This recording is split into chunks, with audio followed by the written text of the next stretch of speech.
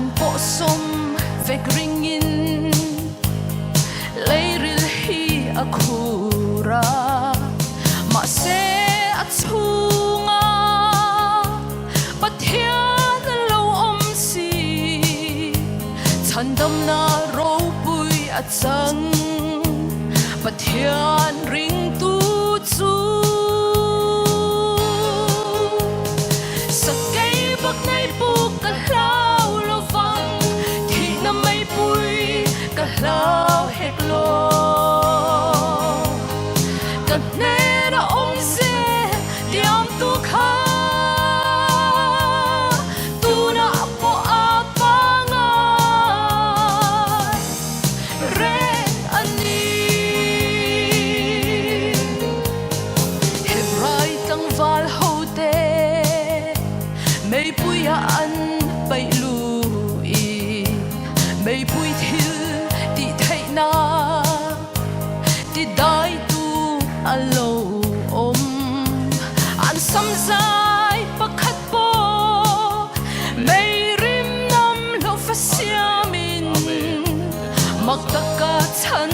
chua ani oh hallelujah sakai bak nai pu ka hlau lo vang thi na mai pui ka hlau hek lo ka ne na om zel diam tu kha tu na po apanga re ani hallelujah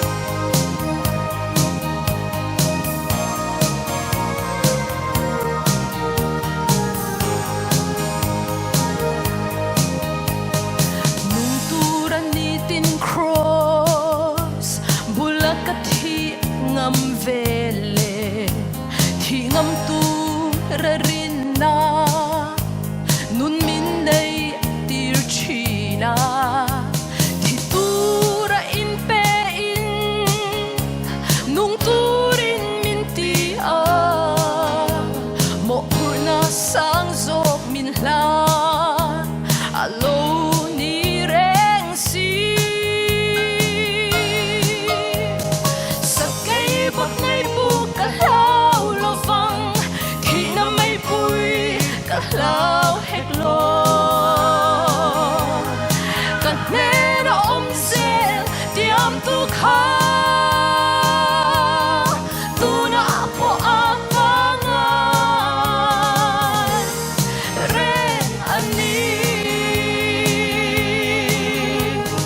sakai bak nai pu ka hlau lo vang thi na mai pui ka hlau hek lo ka ne na om zel diam tu kha tu na po apanga re ani